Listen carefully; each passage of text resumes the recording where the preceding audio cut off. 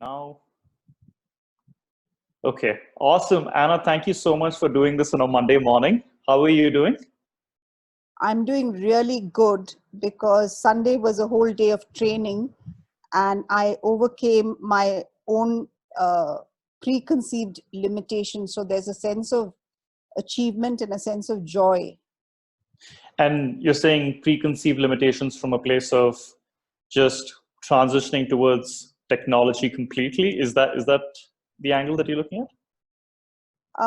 So before the lockdown, Anirudh, I viewed technology in a very different light. I viewed technology more from that, okay, it's a medium that can be used and it can be used in conjunction or in partnership with the human as a human aspect of it.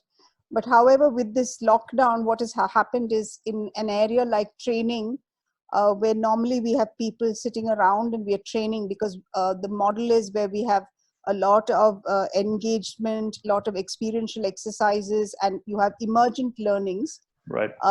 We can't do that now, right? So in the lockdown, I had to actually conduct a whole day's training from 9:30 to 5:30 in the evening using this virtual space. I'm not tech savvy, and I'm not the kind of person who can actually learn using a manual step one, step one. I'm more an experiential learner. I have to kind of play around with the keys and make meaning myself. And so I did all that, and the feedback that I got, there were 20 participants, and the feedback that I got was they were amazed how seamlessly the whole day went, how they were able to actually have interactions and engagement. And one of them actually commented and said, we didn't miss that human contact. Amazing. Yeah. Awesome. Anna, thank you for that. And I actually, for those of you who are actually logging in for the first time, I want to actually tell you guys a little bit about Anna. Obviously, she's been in the counseling space for over 25 years. Uh, Anna is India's first supervising and training transactional analyst, who's also the chairperson of the Live, Love, Laugh Foundation, right? Which is, I guess, Deepika Padukone is a part of that as well. And obviously, you play multiple roles, which is you're a therapist, you're a coach, you're a speaker, you're a trainer, and you've also written a book called Battles of the Mind, which is, I feel, supremely authentic. It's an honest story of how you've kind of narrated your journey through these dark times, right? And I feel like you've also worked with organizations, and you have a podcast coming up. I saw your website, by the way. Yes. It's called Mind Your Morning. So when is that out? I think as soon as we're still, kind of compiling all the themes for the podcast, and then it'll be out. And basically, the podcast is, I'm a person who has daily reflections on many themes. And what I do with that reflection is I kind of channelize it and look at it from the psychological lens. Nice. And that's my approach for the podcast. I look forward to it. I feel like Yeah. bit-sized content from you. I mean, when we recorded content in MasterLab, I feel like you had so many interesting things to say outside of just the camera in terms of when we are filming, right? So I'm supremely excited in terms of your podcast. But Anna, obviously, one of the reasons why we wanted to do this with you was times are crazy, right? I mean, we have never experienced anything like this before. We've had a lockdown in India, and obviously there's a global lockdown, and our lockdown kind of goes on for the next 2 weeks. So before we actually started recording this, one of the things that you said is, I had a question which says, how does your life look today post-COVID? And you said, hey, let's rephrase this as, how does your life look post-lockdown? And then how does your life look post-COVID, right? And I think that was a very interesting observation. But I would love to get your take. How's your life changed, first of all, since the lockdown? And what are some of, I guess, the things that you would tell people who are experiencing this lockdown today in India? So I'd start by saying the meaning that I've made out of COVID and lockdown. I look at this whole period as the COVID and the lockdown, I look at it as an apocalypse. And the reason I look at it as an apocalypse is a time of crisis and change. However, it is during crisis and change that hidden revelations and latent talents that come out from within us. Um, so I do hear a lot of people talking about the COVID and the lockdown as a catastrophe. I don't, because to me, a catastrophe is complete disaster. And I was a psychosocial worker during the Gujarat earthquake and during the tsunami. And to me, that was disaster. So in my mind, I've made these two separations. Now, because I made these separations, there is much, although it's uncertain times and there is grief of loss in any uncertain time, I think the energy of within me, the psychological energy within me is very hopeful and very positive. And I also am looking at lockdown and post lockdown and the emerging new normal and COVID time as a time for creating possibilities. And I think that's rare, and I think that's awesome, right? We're going to look to people like you to kind of remind us to stay positive. And I'm curious, how do we change the narrative from not being paranoid or not being chaotic in our heads to being, I guess, more positive? How do we do that? Okay. So I think the first thing is to what I call the A, B, and C of how to manage crisis and change. Crisis is always accompanied by uncertainty, and uncertainty means there is some loss. For each of us individuals all over the globe, there has been some loss. And the intensity of the loss also is varying. But the commonality is there is uncertainty and loss. And therefore, along with that, there are multiple feelings, which are again diverse feelings. Some people feel angry, some people feel sad, some people feel frustrated. All these feelings are okay. So I think the first step is to account, which is why I call it the A. Account for your vulnerability and the feelings that come up with your vulnerability. Interesting. The second step that I focus on is breath. And the reason I say breath is the way you manage your breath helps you feel calm and restful. And that brings down your anxiety levels and your whatever edginess or irritabilities. So I think really focusing on your breath so that your breath is deep, focused, and helps you balance. So that's why I call it the B. And the third aspect that very important is care, and care in two ways. One is self-care, which is the most important. And in self-care, you're looking at physical hygiene, mental hygiene, and also communication. Okay. Now, when you talk about physical hygiene, although we are in lockdown, we need to create some possibility of us having some form of a physical activity. It doesn't have to be intense gymming because that's not allowed, but it can be some form of stretches or some one or two, if you're doing yoga, some asanas, or just pacing up even in a small room on the step, on the spot sprinting, whatever. You need to have some physical activity, just so that your body feels the blood supply and feels energized. Along with the physical activity, I think managing your food.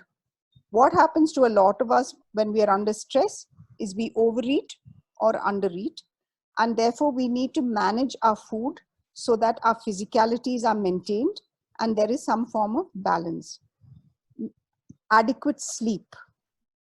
Adequate sleep in terms of it's important to actually focus on your sleep, because if you don't have adequate sleep in tough times, you will wake up feeling psychologically tired and depleted. Now, it's here that I want to point out the physical aspect of sleep and sleep deprivation. We are spending a lot of time in the virtual space, vis-a-vis our mobile phones, different social media platforms, etc. We need to manage that. The kind of information that we are taking 1 or 2 hours before we sleep, because if it is information which is very distressing and causes more concern, we may think we are sleeping when we are resting, but our subconscious is playing out, which means you're going to wake up anxious. The other thing is you need to manage the kind of news that you take in. You need news, you need information to account for reality. But if you're getting excessive information that is actually overloading you, then it's unhealthy for you. So these are all the physical aspects. Mental hygiene. Mind and body are not separated. They have a relationship and they're interconnected. So the moment you take care of your physical hygiene, you're in a way taking care of your mind too, because the way you sleep impacts your mind. The way you manage your anxiety, your food impacts the mind, because food affects mood. Okay. And also the way you manage your anxieties. When you account for your anxieties and your vulnerabilities, you're actually enabling yourself to contain yourself. So that's part of the mental hygiene. Along with that, you can also actually evaluate the kind of engagement you're having vis-a-vis the computer or vis-a-vis your mobile, or in terms of your interpersonal relationships. If some of these conversations and some of these engagements, what you find post that is that you're feeling tired or you're feeling stressed, during this period, it may be good for you to have some form of boundaries so that you do not actually absorb somebody else's anxiety. We Right. already have our individual anxiety, so we should not be absorbing somebody else's anxiety, which we will do very unconsciously. So that's how we manage our mental hygiene. The other aspect which people actually don't recognize is what I call about self-care. What is self-care? Self-care is how do I take care of myself? Let's look at the lockdown period. We are all confined to spaces. Personal boundaries are blurred. Right. Okay. And yet we need to maintain some form of personal boundaries and withdrawal time, or what we call quiet time. So we need to be clear about that. Before this happened, work from home sounded highly exciting. Now, for many, many people, it's not so exciting. Again, because each day has merged into another. There is no clarity between weekend and weekday. Yeah. And you lack, identified workspaces. You may be actually now your work from home space may be some corner of the house. And you have to do that. Then we have additional, because we are working from home, we have household tasks. We don't have support systems. Some of us who are parents, we have children, we have to manage them while we are working from home. So just look at our pressure. Yeah. So, the whole day is expended in managing all these things that we need to do. And it's all sprung upon us in a very rapid way. It's taken us by surprise, and therefore imagine the impact on us. So it's at that point that is very, very important to actually look after, have self-care. Even if it is 10 minutes, you need to have quiet time. You need to have boundaries. Okay. You need to have professional timings, that this is work timing, this is home timings. You need to create this time structure for us, because the time structure creates some form of predictability, which we need at this time. Yeah. So that's part of self-care. The other part of self-care is, a lot of us, we say, we tend to be a little casual. Oh, I'm working from home. So let me, nobody can see me. Let me sit in my PJs and do the work. That's fine. You're very comfortable. There's no doubt about it. But what happens is that casualness starts impacting our internal psyche, and that plays out very unconsciously in our work. Right. And it impacts our mental hygiene. So it's also, even if we take a little time and even, dress ourselves, although we are working from home, in a informal professional way, it would help our unconscious mind. Yeah. The other thing is, again, interactions. We need to have some form of recreation, whatever it may be, even if it's TV time or or it's family time, whatever. We need to have slots for that. Now, I think what's important is also for homes and couples with children, where you have little children and they can't understand the meaning of what's happening and they need that physical affection. You can actually allocate what I call a hug time in the schedule. When everybody's taken a shower, everybody's physically, the hygiene is at its optimum levels, and you just make it like a ritual, just Right. so that these children, don't miss these things. So this is a broad way that we take care. Now, why do I say this is important? Because the way we interpret the situation plays out in how we experience ourselves. Right. Okay. And I think it's important for us to do that. For example, for me, my whole meaning is apocalypse, I'm already excited because I'm looking for something hidden, some hidden talent of mine is going to, be emerging. So there's a looking forward. Hmm. I think the common theme that you're saying here, and I think that's very interesting, is to still kind of maintain schedule, balance, when all this chaos is around us in terms of a system, right? How do you still carve out time for yourself? How do you still carve out time for, scheduling work time or scheduling hug time, which I think is really interesting. And I think it applies to a lot of us. And I would love to hear from you. So there are Indians today that are quarantined or boxed up with their families, they're boxed up with their, let's say, plus ones. I'm curious to hear. I know a few of my friends, like one of my really good friends, he's in the UK and his wife and his son are in Bangalore. And they were supposed to meet each other sometime early March, but this whole thing happened. So now we don't know the extent of it. So a lot of couples are now isolated from each other. And then you also have singles who are isolated, right? So like there is this huge sense of maybe physical touch or the affirmations that you get is kind of taken away from you, right? So what's some of the advice that you would give to those kind of people who are in those situations? So one is first to account for the current contextual reality, and the current contextual reality is shut down because of the virus and the fear of transmission. So for couples who are not together, this is a contextual reality, because when we accept the contextual reality and we grieve the loss of missing our spouse, it helps us actually cope. So that's why I say it's about acceptance first.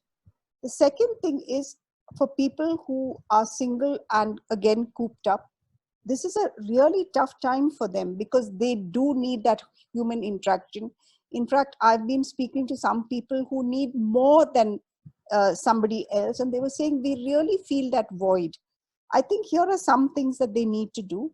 Again, they need to identify 2 or 3 people who they have, in a way, closer relationships with, just so that they have a space where they can share their vulnerabilities.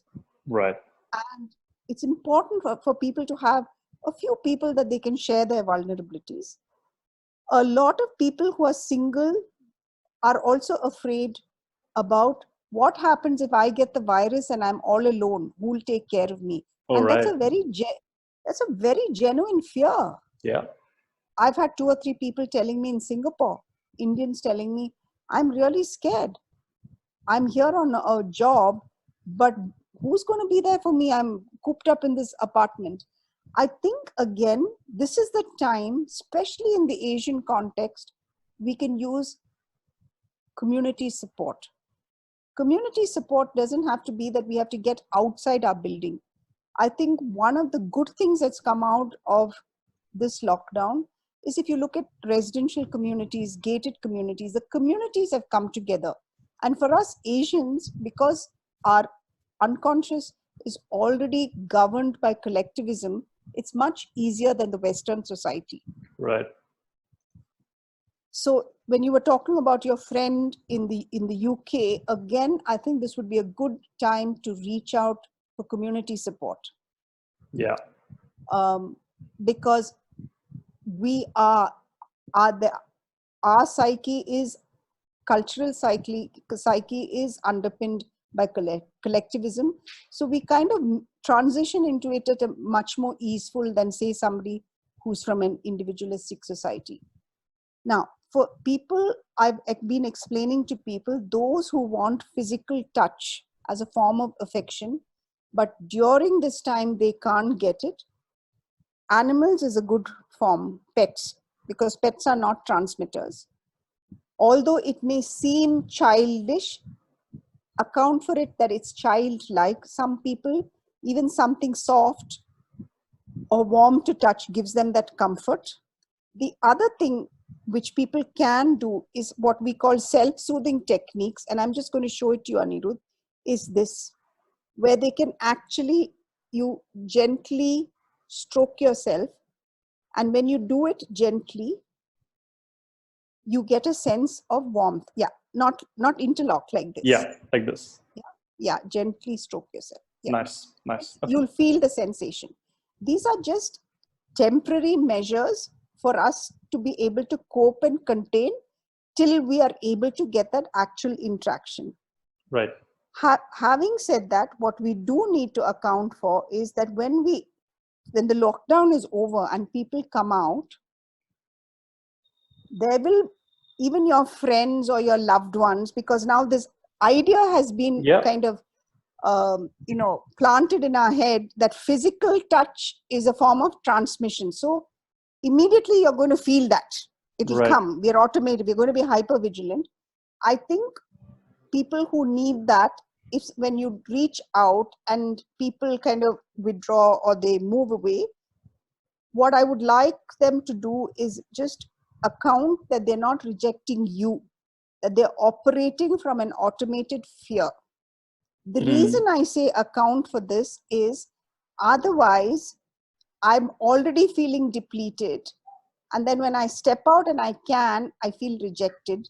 So it's going to impact my mental health. So I'm just trying to say how we need to start preparing for the new normal.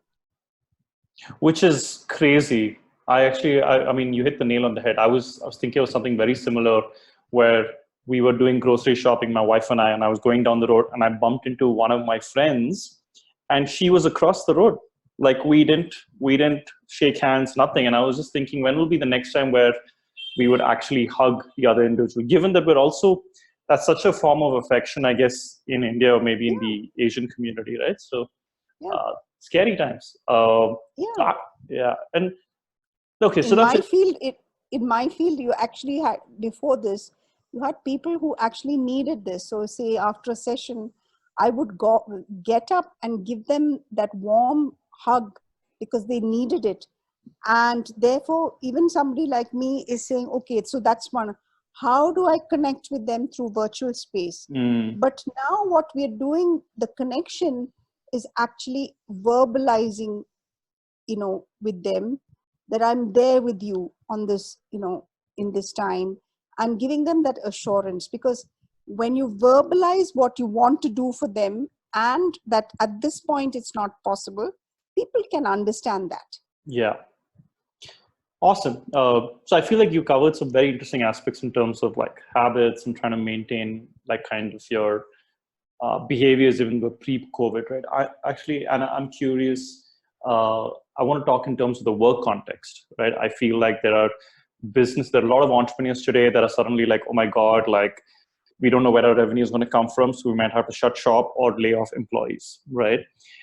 And similarly, as an employee, there are maybe people that are like worried about their jobs or even have lost jobs in the last month or so. And that's huge. We're talking about taking away your livelihood in some sense. So how do we cope with that, as on both sides, as a business owner or as an employee?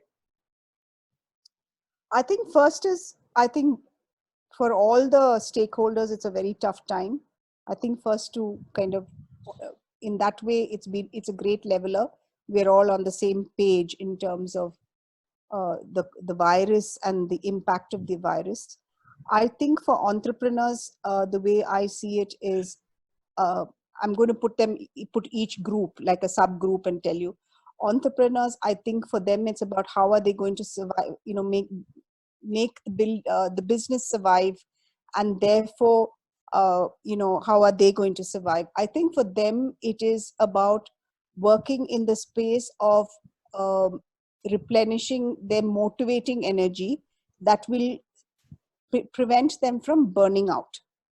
So I think this will be a good time and a good time for them to actually seek what I call mentor support from people, senior business leaders who've been through some form of crisis, and who will be able to help them build motivating energy so that they can continue the business and enable the business to survive, and therefore themselves. I think for people who are actually who are going to actually maybe lose their jobs, or there's a fear of losing their job, I think the first thing is to understand there are a few things that I would say. First, it is a loss, it is uncertainty, and it is fear. And at this point, because you're driven by uncertainty and fear, I would say that they need to actually not have long-term goals, and they need to actually give themselves time to grieve this loss, at least a few weeks, and then build short-term goals. And the short-term goals are actually with the focus how to cope till I get something that I feel more settled in. Because when we lose our job, we feel psychologically displaced. Right.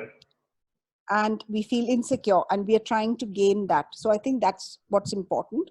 Don't have these. So revisit your plans, your career plans, and look at all the long-term ones and keep that on the back burner.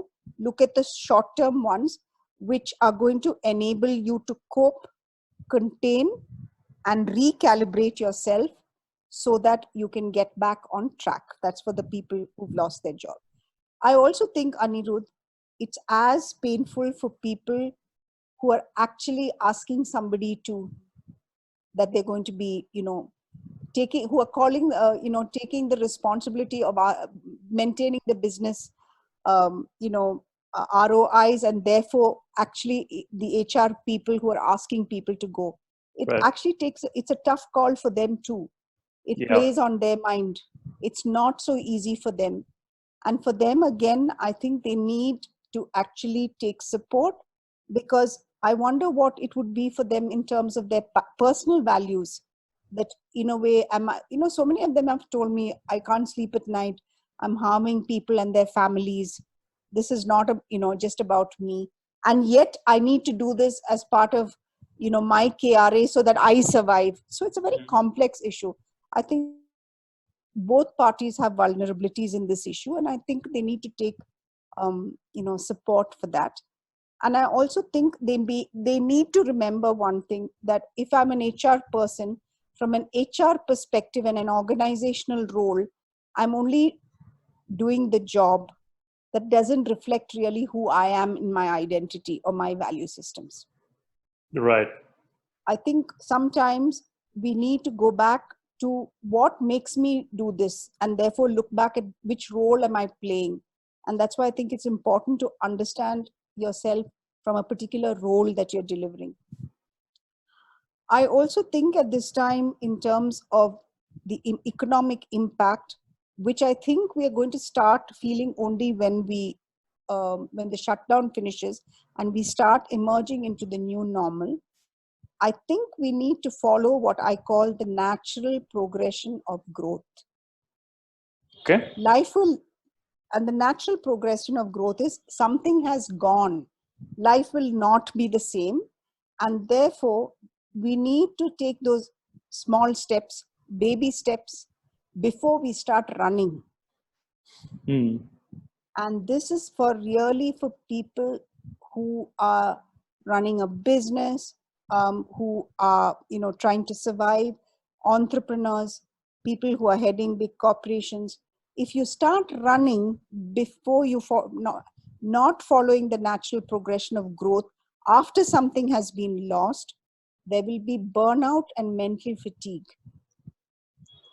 And that's really the concern now, that the impact of this pandemic is going to be mental health issues in terms of mental fatigue, burnout, anxiety, and depression. And of course, for lots of people, PTSD, which is post-traumatic stress disorder of varying intensities. Right.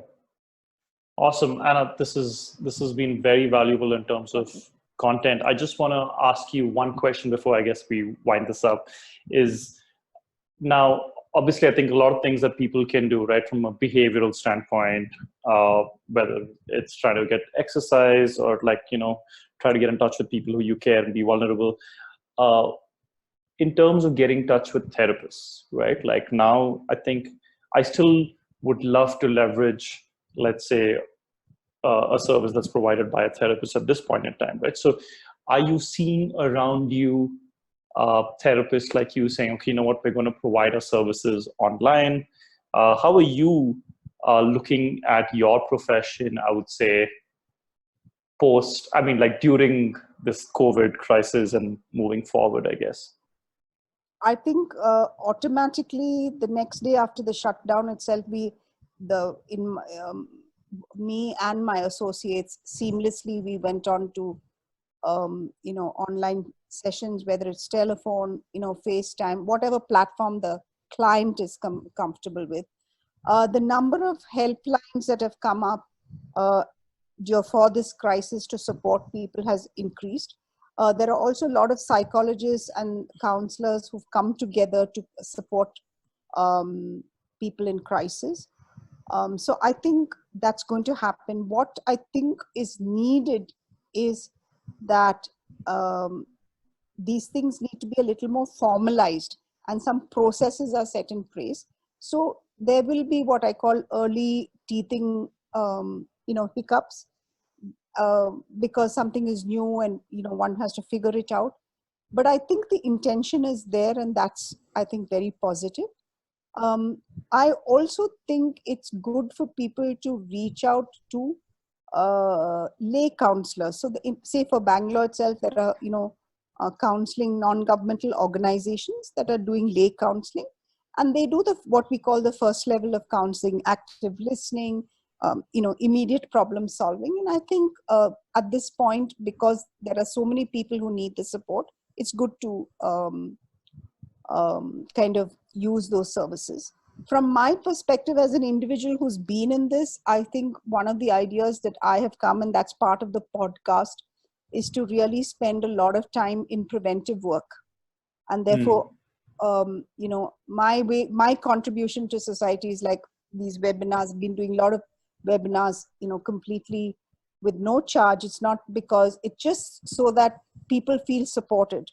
I think you probably get it every morning from, there's a daily mailer that goes out from my office. And that's really something that I've thought about that morning in my morning walk. And it's sent out in the morning. So, just different people are taking different initiatives to support us. I think what's important, Anirudh, for me and my concern is actually not really lockdown. Lockdown, we are still locked down, is when we emerge back into our regular new lives. Right. And you worry that's going to be the new you and how all of us are going to adapt to it, right? Absolutely. Right. Yeah. Awesome. I think I don't know, but I think we recorded in February. Yeah. When did we do? Feb first or second week. Yes. Okay, so maybe Feb second week, and now this is April 21st. I don't think I'm the person that you recorded and who I am now. I've changed. Yeah. Fine. So it looks like we'll have to do an updated course as well. Yeah. Post COVID. I'm telling you, I've changed. I can feel it. I can feel it, but I would really like to end it that I am a person who has, I have so much energy and positivity because I do believe we'll come out. Yeah. And I think it's important, Anna, that I think a lot of people can be really hard on themselves. And I'm seeing this, right? Like I'm seeing posts like, oh, this is a great time to self-improve, take this course, learn how to cook, learn about financial investing. I mean, and at Master Life, in some sense, we're also a self-improvement platform, right? But I think it's important people don't go like, oh my God, everyone's kind of trying to improve and I'm grieving here and feeling bad. And it's okay, right? Like this is something that I think people are experiencing for the first time. And this will go down as like a world war kind of experience, right? Yeah. I have to tell you, I'd like to end it with that in terms of keeping myself happy. I allocate 1 hour every day in the evening where I look at all these various WhatsApp messages that have come to me, which are full of humor. And nice. I just laugh and laugh and laugh and laugh. And I'm amazed at the creativity of people. Yeah. Memes. It's brilliant. Right.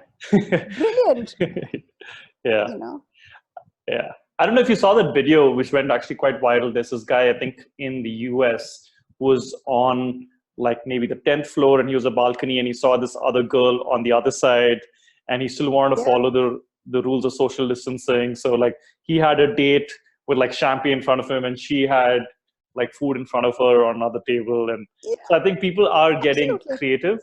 And absolutely. Yeah. Cool. Yeah. Awesome, Anna. Thank you so much for doing this. Thank you. And this information is extremely valuable. Thank you. Take care. Take care. See you. Bye-bye. Bye.